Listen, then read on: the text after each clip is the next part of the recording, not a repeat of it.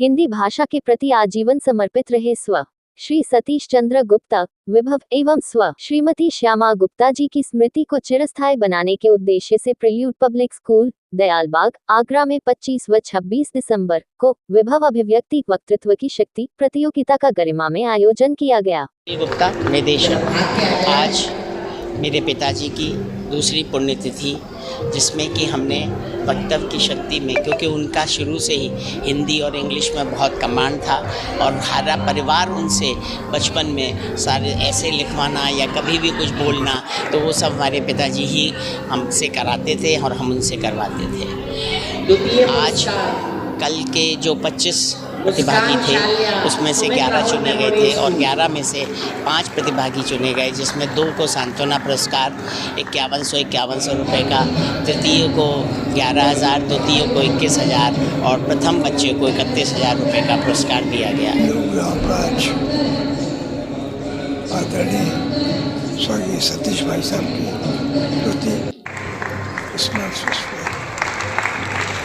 एकत्रित हुए। ये बच्चे आप ही के हैं और जहाँ तक सतीश भाई साहब के सवाल है, वो एक ऐसे व्यक्तित्व थे कि जिनमें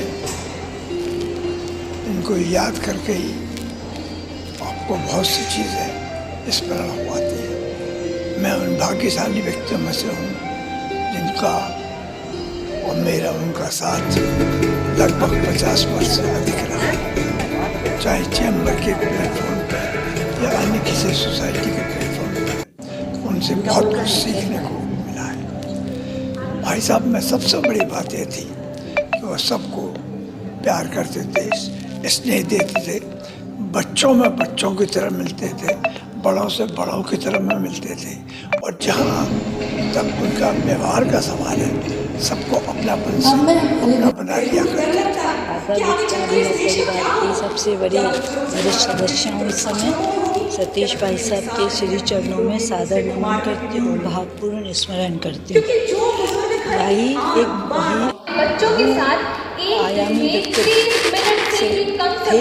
शिक्षा के क्षेत्र में, संगीत में 90 वर्ष की उम्र में तो वो खुद ही अपने संगीत को कंपोज करके खुद गाते थे। उनका बहुत ही रुझान था। मैं चंद पंक्तियों में उनके लिए अपने भावपूर्ण स्मरण देना चाहूँगी। ऊंचा उड़ने का अरमान, ऊंचा उड़ने का अरमान, होठों पे रहे सदा मुस्कान, किसी के काम आए यही है जीवन का पैगाम।